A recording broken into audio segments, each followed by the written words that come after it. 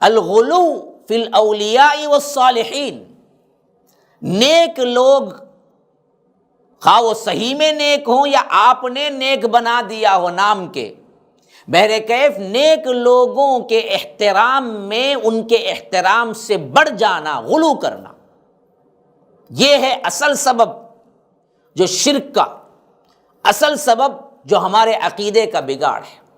یہ نہیں کہ احترام نہیں کرنا ہے، لیکن کہاں کس حد تک کرنا ہے؟ کیا آپ ولی کو، نبی کو اللہ بنا دیں گے، اللہ والا احترام دیں گے؟ تو یہ احترام نہیں ہوا، یہ تو الٹا کیا ہے، ان کے احترام کے اندر خلل ہوا۔ جو مرتبہ جس کا ہے اسی مرتبے کو دینا، یہ اصل احترام ہے۔ کوئی چپراسی کو لے آ کے ہیڈ ماسٹر بنا دے تو اسے احترام کہیں گے؟ نہیں، ہرگز بھی نہیں۔ کوئی نارمل ماسٹر کو لے آ کے ہیڈ ماسٹر پرنسپل بنا دے اور کہے کہ میں احترام میں کر رہا ہوں تو آپ مانیں گے؟ رب کہاں، رب کی وحدانیت کہاں؟ اور ادھر آپ نے بندوں کو، جو کہ اللہ نے خود ان کو پیدا کیا، اللہ کے برابر کا اختیار دے کے بٹھا دیے، یہ کر سکتے ہیں، وہ کر سکتے ہیں، وہ ایسے ہیں، وہ ویسے ہیں۔ تو یاد رکھیے یہی وہ چیز ہے جس کی وجہ سے ہمارے اندر عقیدے کا بگاڑ ہوا۔ اسی واسطے اس کی تاریخ کو سمجھنا چاہیے کہ سب سے اہم ترین جہاں سے شرک کی ابتدا ہوئی، اس کے بارے میں ہمیں روایتیں بخاری کے اندر ملتی ہیں کہ جس میں فرمایا کان الناس امۃ واحدہ۔ قرآن کے اندر اس آیت کی تفسیر میں ابن عباس رضی اللہ عنہ کا قول ہے، نعمہ کا قول ہے، جو کہ بخاری کے اندر بھی موجود ہے۔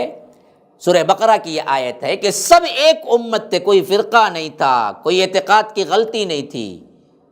پھر اس کے بعد ان کے اندر اختلاف آیا، شرک آیا، تو توحید پر آدم اترے اور آدم کی نسل توحید پر قائم رہی علیہ السلام۔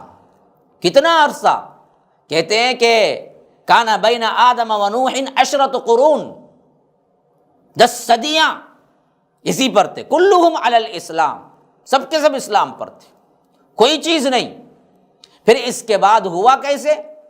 سب سے پہلے جو اللہ کے مقرب بندے تھے یا ان کے پاس عبادت والے تھے یا ان کے پاس اولیاء تھے، ان کو احترام میں غلو کرنے کی وجہ سے ہی دراصل وہاں سے شرک پیدا ہوا۔ سورہ نوح آیت نمبر 3 ہے 23، اللہ تبارک و تعالی فرماتا ہے لا تذرن آلہتکم ولا تذرن ودا ولا سواعا ولا یغوث ویعوق ونسرا، کہ جب نوح علیہ السلام نے دعوت پیش کی تو دعوت کے رد میں نوح علیہ السلام کے جو مشرکین، امت کے جو مشرکین تھے، انہوں نے کہا کہ ہم ہرگز نہیں چھوڑیں گے اپنے آلہہ کو، اپنے معبودوں کو۔ کون کون ہیں؟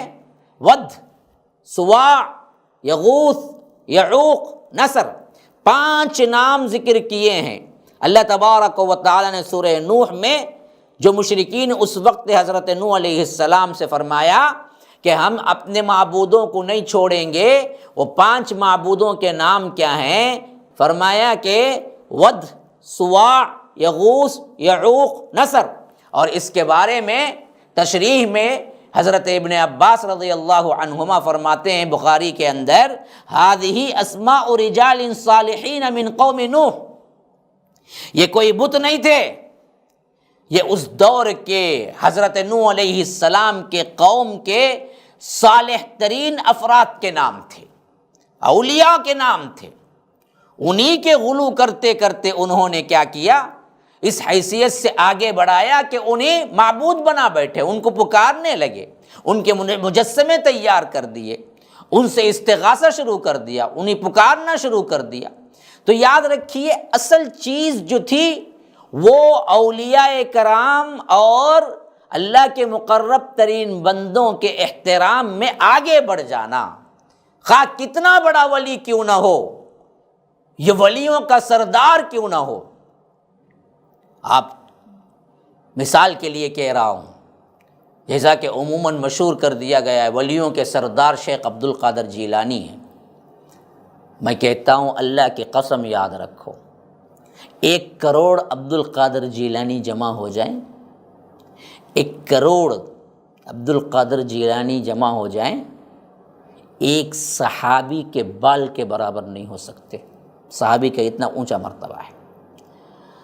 اور 1 کروڑ صحابہ جمع ہو جائیں، 1 کروڑ صحابہ جمع ہو جائیں تو ایک ابو بکر کے بال کے برابر نہیں ہو سکتے.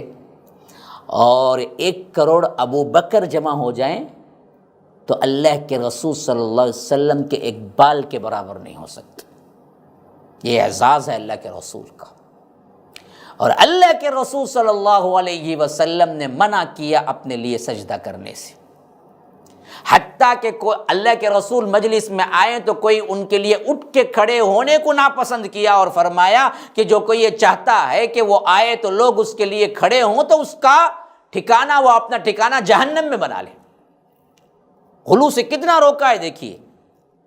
فرمایا کہ ایاکم والغلو، لوگوں غلو کرنے سے بچو، احترام میں آگے بڑھنے سے بچو.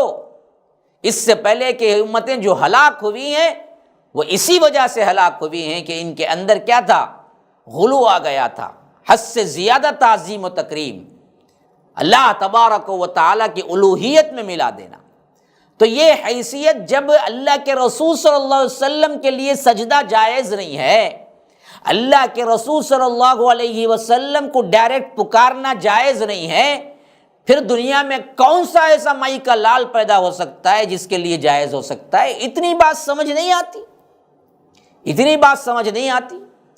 تو کسی کے لیے پکار جائز نہیں ہے، کسی کے لیے کیا ہے، آپ عبادت جائز نہیں ہے، رکوع جائز نہیں ہے، ہاتھ باندھ کے کھڑا ہونا جائز نہیں ہے، سجدہ جائز نہیں ہے، تو پھر کیسے کسی اور کے لیے جائز ہوگا؟ عقیدے کا بگاڑ جو آیا وہ دراصل سب سے اہم ترین جو بگاڑ آیا وہ اس واسطے کہ لوگ صالحین کے احترام میں آگے بڑھنے لگے.